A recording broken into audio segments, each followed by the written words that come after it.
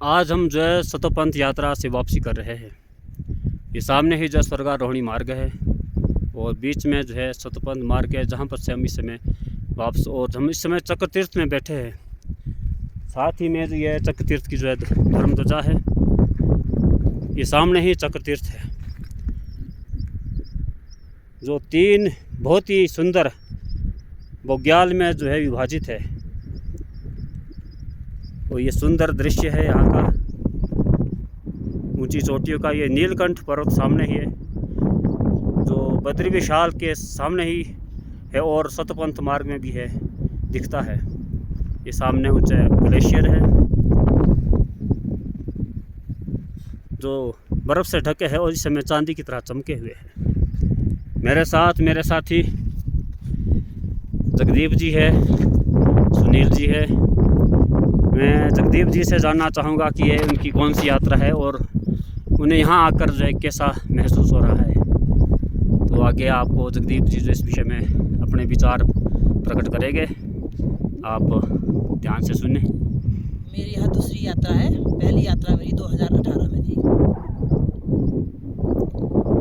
आपको यहाँ आके कैसा लग रहा है?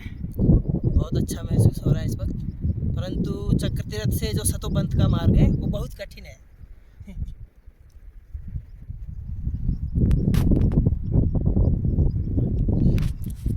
और क्या आप बताना चाहेंगे यहाँ के बारे में कि आप यहाँ आना चाहिए, नहीं आना चाहिए? नहीं, बिल्कुल आना चाहिए, पर पहले अपने आप को इस तरह प्रिपेयर करना होगा कि आप यहाँ पर हाइट में ऑक्सीजन बहुत कम होता है, जैसे सांस लेने में प्रॉब्लम आती है।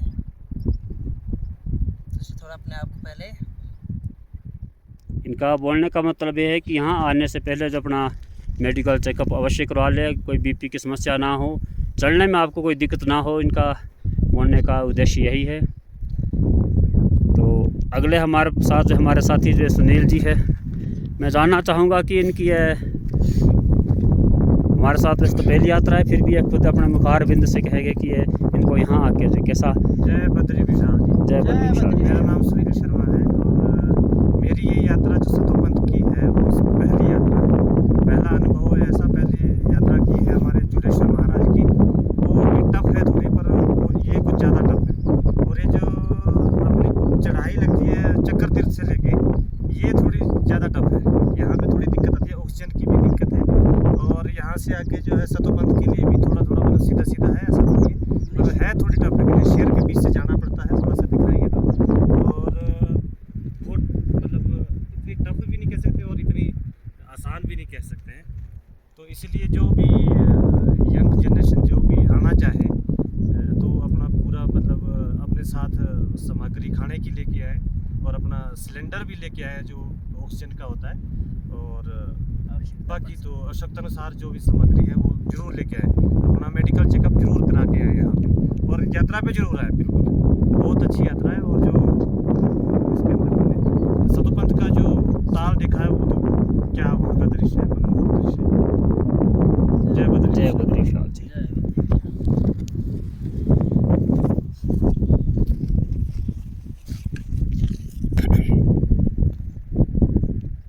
अब हमारे साथ है हमारे बड़े भाई रमेश चौहान जी। जी, आपकी यहाँ कौन सी यात्रा है भैया जी? जय बद्री विशाल। जय बद्री विशाल। मेरी ये दूसरी यात्रा है। पहली यात्रा हमारी 2018 में हुई थी, जिसमें हम 9 आदमी यहाँ आए थे, मेरे भाई बंधु ही थे। और ये हमारी दूसरी यात्रा है और इसमें जगदीप जी है, मेरी दूसरी यात्रा भी मेरे साथ है, तो मुझे अच्छा लग रहा है। हाँ, यात्रा के बारे में ये आपको मैं अवश्य बताना चाहता हूँ कि ये मार्ग वैसे तो कठिन काफ़ी है, लेकिन अगर मन में दृढ़ निश्चय हो तो बहुत सरल भी है। आपको नारायण और भगवान का ध्यान करते हुए, बद्री विशाल का ध्यान करते हुए आगे चलते रहेंगे तो आपको ये मार्ग बहुत ही जो है अच्छा लगेगा, कोई कठिनाई आपको महसूस नहीं होगी। इस समय हम चक्र तीर्थ में धर्म ध्वजा के पास है और ये सामने ही चक्र तीर्थ है। कहा जाता है कि यहाँ पर पांडवों में जो अर्जुन थे, उन्होंने यहाँ घोर तपस्या करके पाशुपत अस्त्र प्राप्त किया था भगवान शिव से, और स्वर्गारोहणी यात्रा के दौरान उन्होंने यहीं पर जो है प्राण त्याग दिए थे। ये स्वर्गारोहणी जो यात्रा है, यह हमें जहाँ तक शास्त्र में इसका वर्णन मिलता है, पांडवों से ही मिलता है कि पांडवों की अंतिम यात्रा जो है यह शतपंथ यात्रा थी, स्वर्गारोहणी यात्रा थी। कहा जाता है कि माणा के पास बद्रिकाश्रम से 4 किलोमीटर आगे यह यात्रा प्रारंभ होती है। वहाँ भीमकुल के साथ ही जो है माता द्रौपदी ने प्राण त्यागे थे। उसके बाद आगे लक्ष्मी बनाता है, वहाँ नकुल ने प्राण त्यागे थे, और सहस्त्रधारा बीच में जो वहाँ सहदेव ने प्राण त्यागे थे, चक्रतीर्थ में अर्जुन ने, और शतपंथ में जो है भीम ने अपने प्राण त्यागे थे। स्वर्गारोहणी तक जो है युधिष्ठिर ही सशरीर गए थे, ऐसा कहा जाता है। यह यात्रा मैं आपको बताना चाहूँगा कि चक्रतीर्थ तक तो बहुत आसान है, ये आसान यात्रा है। चक्रतीर्थ के आगे थोड़ा सा अगर दृश्य दिखाया गया तो ऊबड़ खाबड़ है, इसमें रास्ता तो है ही नहीं है। पत्थर पे एक पत्थर से दूसरे पत्थर पर छलांग लगानी पड़ती है, और नीचे ग्लेशियर है, पानी बह रहा है, थोड़ा इसमें बड़े ध्यान से चलना पड़ता है। यह 3.5 किलोमीटर की यात्रा है, थोड़ी सी दुर्लभ है, लेकिन कहा जाता है कि शतपंथ की यात्रा स्वर्गारोहणी यात्रा में जो है कदम कदम पर जो है इंसान को जो है इतना फल मिलता है कि जिसका ब्रह्मा जी भी अपने मुखारबिंद से वर्णन नहीं कर सके हैं। शतपंथ में स्नान का क्या महत्व है? शतपंथ में कहा जाता है कि यहाँ त्रिकोण रूप में जो है जो सरोवर है, यह इस धरती पर, भारतवर्ष में ही इस धरती पर जो है एक पवित्र, सबसे पवित्र स्थान कहा जाता है। और यहाँ एकादशी को ब्रह्मा विष्णु महेश इस सरोवर के तीनों कोणों में जो है स्नान करते हैं, इसलिए इसकी महानता और भी बढ़ जाती है। और त्रिदेवों के स्नान के बाद सभी देवता जो है स्नान करते हैं, ऐसा शास्त्रों में वर्णित है। और यहाँ के जो फल के बारे में ब्रह्मा जी ने कहा है कि बद्रिकाश्रम में जो है 10,000 वर्ष का फल मिलता है, एक दिन की तपस्या से या एक बार माला फेरने से। लेकिन शतपंथ में कहा जाता है कि एक माला या जब तक का जो है लाखों गुना फल मिलता है, ऐसा शास्त्र में वर्णित है। और आगे वहाँ से शतपंथ से आगे सोमकुंड है, सूर्यकुंड है, विष्णुकुंड है, और फिर शतपंथ है। कहा जाता है कि विष्णुकुंड से ही अलकनंदा माता जो है बहती है, जो कि कहा जाता है कि बहुत ही लंबी नदी है। और इसी नदी में आगे सबसे पहले केशव प्रयाग आता है, जहाँ माणा के पास जो है सरस्वती नदी इसमें विलीन हो जाती है। थोड़ा आगे जाने पर नीचे पंचप्रयाग में जो है विष्णु प्रयाग आता है, इसमें धौली गंगा और अलकनंदा का जो पवित्र संगम होता है।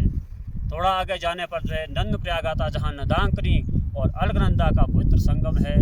और आगे जाके जो है कर्ण प्रयाग आता है, कर्ण प्रयाग में अलकनंदा और पिंडार गंगा का जो है बहुत ही अच्छा सुंदर संगम होता है, जिसे कर्ण प्रयाग के नाम से जाना जाता है। थोड़ा आगे जाने पर जो है रुद्रप्रयाग में जो है जो संगम है वो अलकनंदा और मदांकनी नदी का है, जो कि केदारनाथ से आती है, वो भी बहुत ही पवित्र संगम है। जो लास्ट में जो संगम हमारे पास जो पड़ता है वो देवप्रयाग है। देवप्रयाग में अलकनंदा और भागीरथी, जो कि गंगोत्री गौमुख धाम से चलती है, वहाँ इनका मिलन होता है, संगम होता है। और ये पंचप्रयाग जो है इस तरह से है, और पंचप्रयाग का स्नान भी अवश्य करना चाहिए, उसका भी पुण्य जो है शास्त्र में वर्णित है। और देवप्रयाग के बाद आगे जो है इस नदी को गंगा मैया के नाम से जाना जाता है। ये थोड़ा सा संक्षिप्त रूप में मैंने इस विषय में आपको शतपंथ यात्रा, स्वर्गारोहणी यात्रा के बारे में बताया है।